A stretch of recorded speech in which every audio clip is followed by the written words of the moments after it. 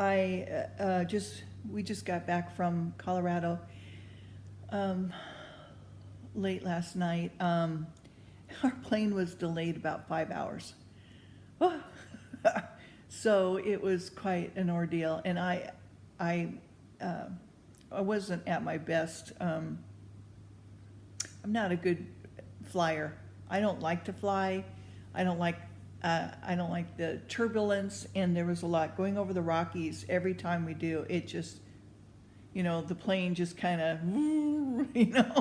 all this turbulence, and I'm like, if it happens, I'm ready. I'm ready to go.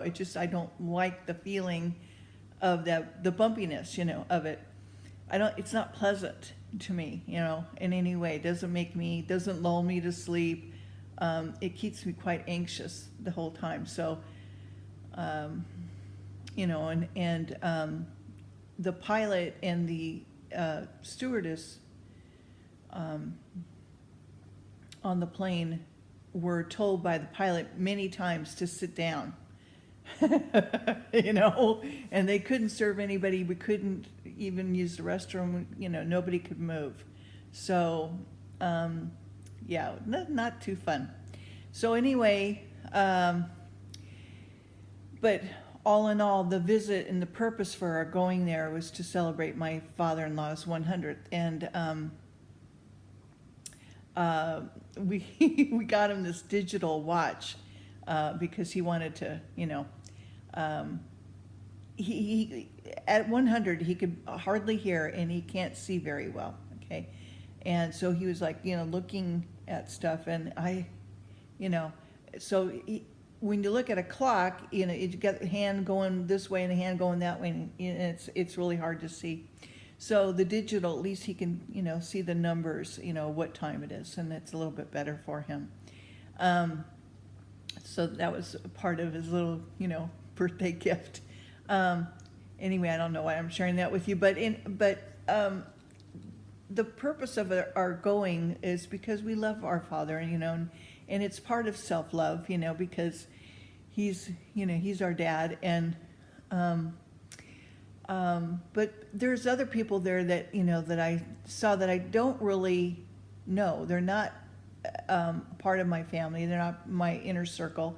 So, but loving them regardless, and trying to be outside of myself, and being loving towards people who I don't know, and seeing their point of view and who they are, and that kind of thing.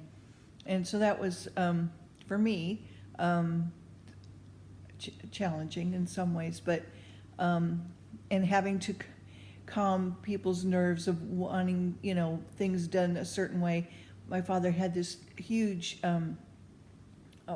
party that he wanted to have certain members be there, and he, placed certain people at certain areas so that conversations would flow easily. And he's from the old school, of how you socialize and that sort of thing. And he has certain ways of wanting to do things. But the thing that he forgets is he delegates things to people, and then he forgets that he, already delegated certain things to certain people, and but he gets backups too. And, like, for example, he gave me the job of wanting to get him something, but he also gave it to our cousin, And so when I found out, I said, "Oh, would you like to keep that job?" Because they were going to be there longer. And they said, "Sure," And so, it's challenging with family members who have difference of opinion and so forth, and are divisive, sometimes wanting to take control and doing things their way because they think that they know better. But if you remember that people don't know everything, hence there's dialogue. And I learned that from the Swedenborg Foundation. I thought that was really cool. Yeah, so you have to keep reminding yourself that you don't know everything.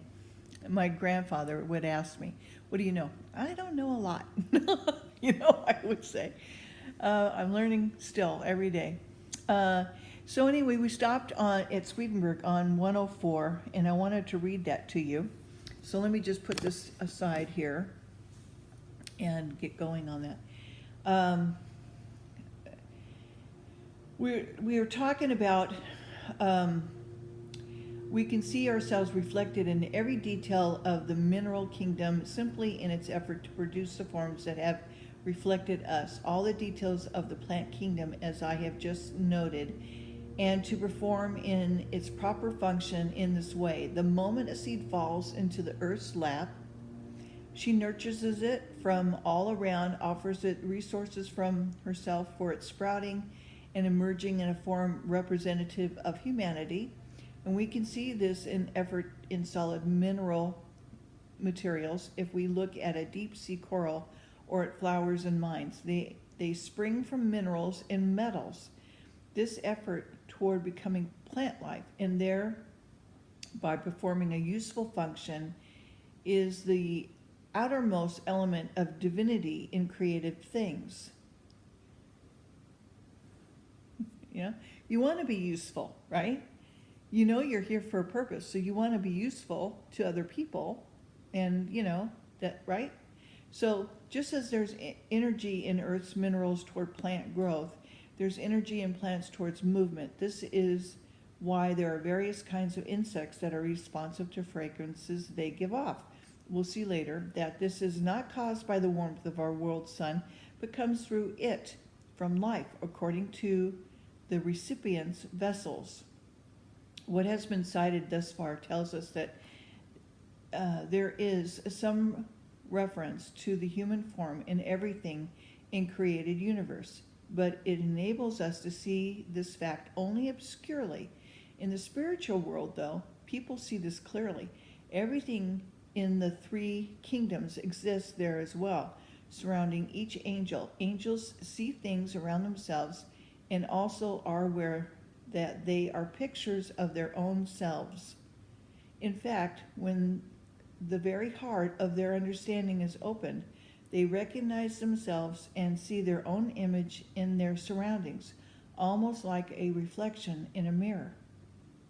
We can be quite certain on the basis of all this that many other things consistent with it, which it would take too long to include, that God is a person, that the created universe is an image of him, and the overall totality offers a reflection of him, just as specific aspects offer reflections of us.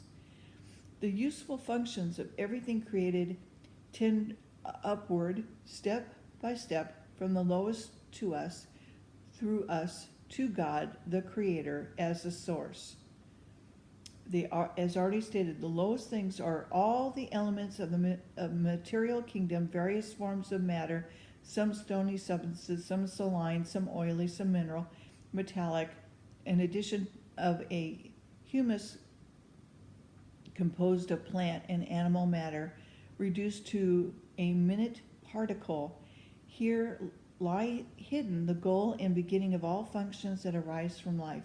The goal of all useful function is the effort to produce more functions. The beginning of all function is an active force that comes out of the effort. There are characteristics of the mineral kingdom. The intermediate things that are all elements of plant kingdom, grasses, herbs of all kinds, plants, shrubs of all kinds, and trees of all kinds, their functions are in support of everything in the animal kingdom, whether flawed or flawless. They provide food, pleasure, life. They nourish animals' bodies with their substance. They delight them with their taste, fragrance, beauty. They enliven their desires. This effort is inherent in them from their life. The primary things are all the members of animal kingdom. The lowest of these are called worms and insects, and the intermediate ones birds and animals, and the highest humans, for there are the lowest, intermediate, and the highest things in each kingdom. The lowest are for the service of the immediate, and the immediate for the service of the highest. So the useful function of all created things tend upward in a sequence from the lowest to the human, which is primary in the divine design. There are 3 ascending levels in the physical world, 3 ascending levels in the spiritual world. All animals are life receivers. The more perfect ones receive the life from 3 levels of the physical world. The less perfect receive the life of 2 levels of that world, and the least perfect the life of 1 level. Only we humans are receptive for the life not only of the 3 levels of the physical world, but also of the 3 levels of the spiritual world. This is why we, unlike animals, can be lifted up above the physical world. We can think analytically and rationally about the civil and more moral issues within the material world, and also about the spiritual heavenly issues that transcend the material world. We can even be lifted up into wisdom to the point that we see God. And I will discuss this in the proper place. Though the 6th level is by which the functions of all created things rise up all the way to God, their creator. This brief summary enables us to see that there's a ladder of created things to the first, who alone is life, and the functions of all things are the actual vessels of life, and so too, therefore, are the forms of those functions. I also need to explain briefly how we climb, or rather are lifted, from the last level to the first. We are born on the lowest level of the physical world. We are lifted to the 2nd level by means of factual knowledge. Then, as we develop our discernment through this knowledge, we are lifted to the 3rd level and become rational. The 3 ascending levels in the spiritual world are within this, resting on the 3 physical levels, and do not become visible until we leave our earthly bodies. And when we do, the first spiritual level is open for us, then the 2nd, and finally the 3rd. However, this last happens only for people who have become angels in the 3rd heaven. These are the ones who see God. Angels of the 2nd heaven and of the lowest heaven are people in whom the 2nd and lowest level can be opened. The opening of each spiritual level within us depends on our acceptance of divine love and wisdom from the Lord. People who accept some of this love and wisdom reach the first or lowest spiritual level. People who accept more reach the 2nd or intermediate spiritual level, and people who accept a great deal reach the 3rd or highest level. However, people who do not accept any divine love and wisdom stay on the physical levels, deriving from the spiritual levels only enough to allow them to think and therefore to talk, and intend therefore to act, but not intelligently. There is something else that we need to know about this lifting of the inner levels of our mind. Reaction is a characteristic of everything created by God. Only life is action, while reaction is prompted by the action of life. This reaction seems to be proper to the created being because it becomes perceptible when that being is stirred. So when it happens in us, it seems to be our own. The reason is that even though we are only life receivers, we have no sense that our life is anything but our own. This is why we react against God as a result of our inherent evil. However, to the extent that we believe that all of our life comes from God and everything good about it comes from an act of God, everything bad about it from our own reaction, our reaction becomes a property of the action, and we then are acting with God with an apparent autonomy. The equilibrium of all things comes from action and intermediate reaction, and everything must necessarily be in equilibrium. I mention these things to prevent any belief that ourselves climb up to God on our own power. It is done by the Lord. And I'll stop there. So I hope that you have a great Tuesday. I'm glad to be back home. I hope everything's going well with you. Thank you for your comments. I always appreciate them very much. And let me know who you are. And welcome to my new subscribers. I appreciate you. And hopefully we'll be doing some music this week. Haven't touched my guitar for a few days, so I'm getting withdrawal symptoms. Anyway, all right, love you guys.